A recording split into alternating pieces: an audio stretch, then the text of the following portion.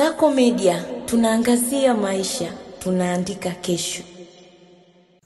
Ndugu waumini, ulimwengu wa kidijitali umeleta fursa nyingi kwa vijana, lakini pia kwa kanisa na taifa, ikiwemo urahisi wa kujipatia elimu, kupashana habari, ikiwa ni pamoja na kutangaza neno la Mungu na kurahisisha mawasiliano kwa ujumla.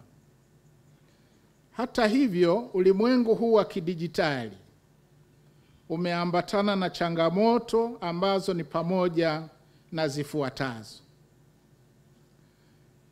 Kwanza ni hatari kwa vijana kuathirika na maudhui hasi kama unyanyasaji mtandaoni, kwa kipare wanaita cyberbullying. Lakini pia kuna picha na video chafu, pornography. Pia kuna ujumbe wa kuchochea chuki, kuathirika kwa afya ya akili kutokana na utegemezi uliopitiliza kwenye mitandao. Siku hizi ukiona vijana wetu wengi, simu za kiganjani kila wakati hazitoki kwenye masikio. Lakini pia speaker zile ndogo za kuziba mpaka masikio.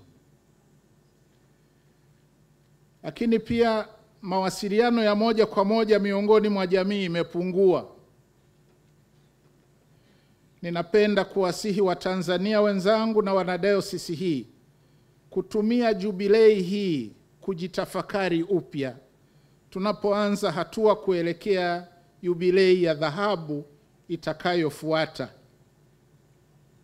Na tutafakari kuhusu mwenendo wa kanisa na taifa zima katika ulimwengu huu wa kidijitali. Ninawahimiza wazazi, walezi, jamii na kanisa kupima faida na madhara ya tehama na kuwajengea uwezo vijana wetu kuhusu matumizi bora ya teknolojia, ili yawe matumizi salama na yawe matumizi yenye tija. Ni vema pia tuhimize mawasiliano ya ana kwa ana kati ya vijana, ikiwemo kuhimiza vijana washiriki vyama vya kufundisha maadili ya dini na mila na desturi njema kupitia michezo, sanaa, shughuli za kijamii na za kidini. Ninatoa wito kwa Watanzania wote wenye sifa ya kupiga kura wajitokeze ili kutumia haki yao ya kidemokrasia ya kuwachagua viongozi wanaowataka. Lakini wachague viongozi bora, sio bora viongozi. Aidha, nawasihi Watanzania kuendelea kudumisha hali ya amani na utulivu nchini kote, kabla, wakati na baada ya uchaguzi. Mmemsikia Baba Askofu hayo yaliyoyakuta mashariki ya Kongo. Hata kuwa na ibada nzuri kama tulionayo hapa haiwezekani katika mazingira ya vurugu na magomvi.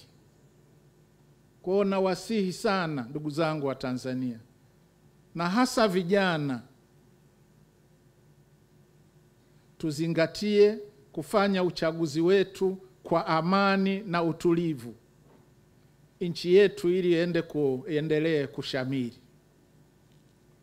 na kuwa kisiwa cha amani duniani.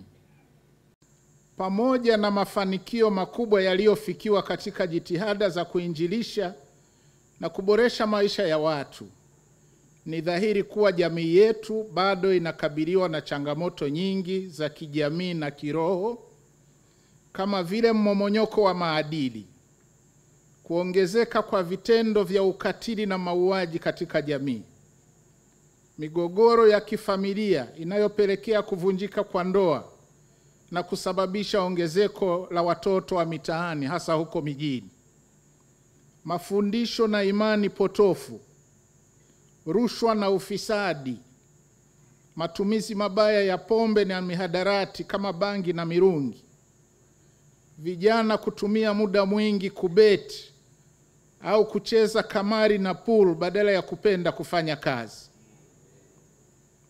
Lakini pia kuna kuminywa kwa haki za watoto na wanawake, magonjwa ya afya ya akili na yale yasiyoambukizwa, lakini pia athari za mabadiliko ya tabia nchi kutokana na uharibifu wa mazingira.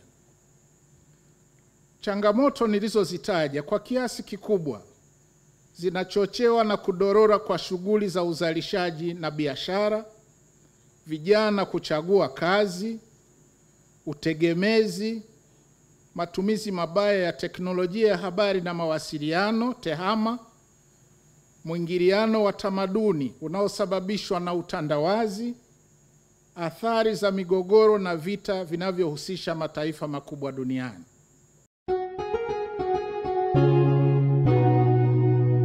Kasako Media, tunaangazia maisha, tunaandika kesho.